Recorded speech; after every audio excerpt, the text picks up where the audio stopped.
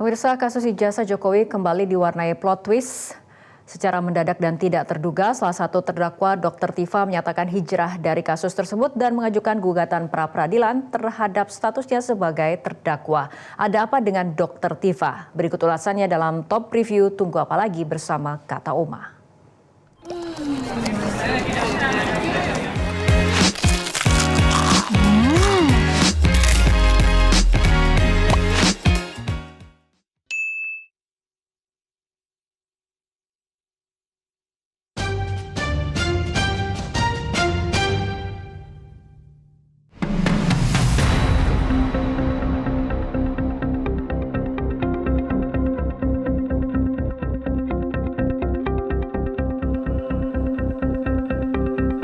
Beginilah suasana sidang perdana pra-peradilan Tifauziah Tiasuma alias Dr. Tifa yang digelar hari Rabu 12 Agustus 2026 di Pengadilan Negeri Jakarta Selatan.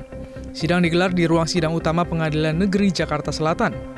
Agenda sidang perdana ini adalah pemanggilan para pihak, dilanjutkan dengan pembacaan berkas permohonan gugatan pra-peradilan oleh tim kuasa hukum Dr. Tifa, serta adanya penyempurnaan atau perbaikan pada bagian petitum gugatan. Tampak Dr. Tifa hadir secara langsung sebagai prinsipal di ruang sidang. Sementara itu, tim hukum Dr. Tifa dipimpin secara bergantian oleh para advokat senior, diantaranya Abdullah Al-Katiri dan Wirawan Adnan. Dalam persidangan, kuasa hukum Dr. Tifa meminta hakim membatalkan status terdakwa kliennya yang muncul kembali pasca putusan sela. Mereka menuntut pihak kejaksaan mematuhi hukum acara dengan menempuh jalur banding atau verset ke pengadilan tinggi, bukannya membuat dakwaan baru secara sepihak. Sebagaimana diketahui, Dr. Tifa adalah terdakwa kasus dugaan fitnah dan pencemaran nama baik soal ijazah mantan Presiden Jokowi. Sidang perdana kasus tersebut digelar pada hari Kamis 2 Juli 2026 di Pengadilan Negeri Jakarta Timur. Pada sidang eksepsi Kamis 23 Juli 2026, nota keberatan Dr. Tifa resmi diterima oleh Majelis Hakim Pengadilan Negeri Jakarta Timur. Melalui putusan sela yang dibacakan oleh Ketua Majelis Hakim Christina Endarwati, surat dakwaan jaksa penuntut umum dinyatakan batal demi hukum karena dinilai tidak cermat atau kabur. Jaksa dinilai keliru mencampur adukan pasal-pasal dari KUHP baru dan KUHP lama untuk rentang waktu perbuatan yang sama. Proses pemeriksaan perkara dugaan fitnah ijazah mantan Presiden Jokowi ini langsung dihentikan sebelum masuk ke tahap pembuktian atau pemeriksaan saksi-saksi. Hakim memerintahkan agar berkas perkara beserta seluruh barang bukti dikembalikan kepada JPU. Meskipun eksepsinya sempat dikabulkan, pihak Kejaksaan Negeri Jakarta Selatan kemudian memperbaiki surat dakwaan dan melimpahkan kembali berkas perkara tersebut ke pengadilan pada akhir Juli 2026. Inilah yang kemudian digugat pra-peradilan oleh pihak Dr. Tifa. Dr. Tifa resmi mendaftarkan gugatan pra-peradilan barunya pada hari Senin 3 Agustus 2026 di Pengadilan Negeri Jakarta Selatan. Objek atau materi utama yang digugat dalam pra-peradilan. Pihak Tifa menilai bahwa tindakan jaksa penuntut umum yang kembali membuat dakwaan baru dan melimpahkan ulang perkara ke pengadilan setelah adanya putusan sela merupakan tindakan ilegal. Menurutnya, setelah dakwaan dinyatakan batal demi hukum, jaksa seharusnya menempuh jalur banding ke pengadilan tinggi, bukan memperbaiki secara sepihak. Kubu Tifa meminta hakim pra-peradilan menyatakan bahwa penetapan kembali statusnya sebagai tersangka maupun terdakwa pasca putusan sela tanggal 23 Juli 2026 adalah tidak sah dan melawan hukum. Sudah kita jalani 4 kali sidang. Pada saat sidang berlangsung di PN Jakarta Timur, kami mendapati beberapa cacat prosedur dan kemudian ternyata dilanjutkan dengan kemudian penyidangan saya, padahal amar putusan sudah jelas ya bahwa saya sudah dinyatakan, perkara saya sudah dinyatakan batal demi hukum. Nah, kalau kemudian terjadi apa yang kemudian sidang berlanjut dan kami tidak melakukan perlawanan, artinya kita membiarkan cacat prosedur itu berjalan ya. Karena apa? Siapa yang menetapkan orang menjadi tersangka maupun terdakwa kemudian ditetapkan itu adalah pengadilan. Nah, pengadilan sudah memutuskan saya bebas dari status saya sebagai terdakwa dan tersangka. Lalu tiba-tiba dalam waktu hanya 3 hari saya dinyatakan lagi sebagai terdakwa dan harus menyebut sidang. Nah, ini yang betul-betul terjadi sebuah cacat prosedur yang harus betul-betul dikoreksi.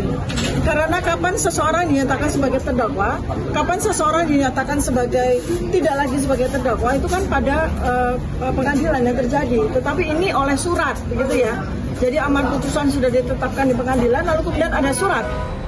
Kasus dugaan fitnah dan pencemaran nama baik soal ijazah mantan Presiden Jokowi ini memang dipenuhi banyak drama, bahkan plot twist. Drama dimulai dengan mundurnya Egy Sujana di awal tahun 2026 lewat jalur Solo. Pada Januari 2026, Egy Sujana dan Damai Harilubis secara mengejutkan pergi ke kediaman Jokowi di Solo tanpa berkomunikasi dengan kubu tersangka lainnya. Egy menempuh jalur damai lewat keadilan restoratif atau restoratif justice. Polda Metro Jaya kemudian menerbitkan surat perintah penghentian penyidikan atau SP3, sehingga status tersangka Egy dicabut. Drama tidak berhenti di situ. Tersangka Rismon Sianipar yang mengkritik keras langkah Egy. 2 bulan kemudian, tepatnya pada Maret 2026, dia giliran bertemu Jokowi untuk meminta maaf dan menyusul langkah Egy mengajukan permohonan restoratif justice ke Polda Metro Jaya. Drama selanjutnya terjadi pada Jumat 19 Juni 2026 ketika Dr. Tifa dan tersangka lainnya Roy Suryo ditangkap oleh penyidik Polda Metro Jaya setelah berkas perkara ijazah mantan Presiden Jokowi dinyatakan lengkap atau P21. Terhadap langkah Polda Metro Jaya ini, Roy Suryo memilih langsung melawan tindakan kepolisian lewat jalur hukum yang melayangkan gugatan pra-peradilan, sedangkan Dr. Tifa memilih lanjut ke sidang pokok perkara. Dr. Tifa ingin segera bertarung dengan Jokowi di pengadilan pokok perkara. Namun, setelah eksepsinya diterima majelis hakim pada sidang 23 Juli 2026, secara mengejutkan, Dr. Tifa pada Senin 3 Agustus 2026 mengumumkan secara tertulis keputusannya untuk hijrah dari polemik ijazah mantan Presiden Jokowi. Lalu dilanjutkan dengan penjelasan mendalam dalam sebuah video klarifikasi pada hari Sabtu, 8 Agustus 2026. Kepada Metro TV, Dr. Tifa menyatakan diterimanya eksepsi menjadi momen dirinya untuk hijrah. Ia menyatakan bahwa tugasnya sebagai ilmuwan dan peneliti untuk mengkaji isu ijazah tersebut sudah tuntas. Seluruh bukti yang ia kumpulkan sejak tahun 2022 telah ia tuangkan ke dalam berbagai karya ilmiah, termasuk buku kolaboratif berjudul Jokowi's White Paper.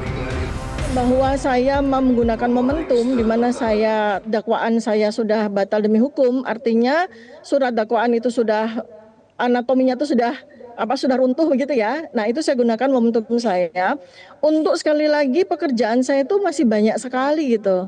Pekerjaan saya sebagai peneliti, sebagai intelektual publik yang mengawal berbagai permasalahan yang terjadi pada masyarakat Indonesia, pada umat manusia gitu ya, sebagai dokter begitu ya, itu kan banyak sekali tertunda karena 450 hari ini saya terus-menerus terlibat di dalam kriminalisasi ini gitu kan, bersentuhan dengan hukum dan sebagainya, sehingga saya kan kebingungan, atau bukan kebingungan ya, tapi saya kesulitan untuk mencari momentum mana di mana saya mesti kembali lagi kepada khitoh ya, kembali kepada jati diri saya sebagai dokter, sebagai intelektual publik gitu kan. Nah, karena itu maka ketika eksepsi saya diterima lalu amar putusan itu berbunyi seperti itu, ya itu adalah momentum yang tertepat bagi saya. Jalan yang ditempuh Dr. Tifa adalah mengajukan pra-peradilan dengan meminta hakim membatalkan status terdakwa kliennya yang muncul kembali pasca putusan sela. Menanggapi langkah Dr. Tifa, mantan Presiden Joko Widodo heran dengan keputusan Tifauziah Tiasuma atau Dr. Tifa yang mengajukan pra-peradilan. Menurut Jokowi, jika Dr. Tifa yakin ijazah Jokowi 100% palsu, harusnya Dr. Tifa menjelaskan itu di sidang pokok perkara. Ya kalau yakin 100% palsu, mestinya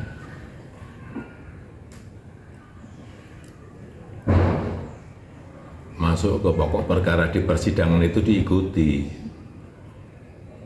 Jelajahi cara baru mendapatkan informasi. Download Metro TV Extend sekarang.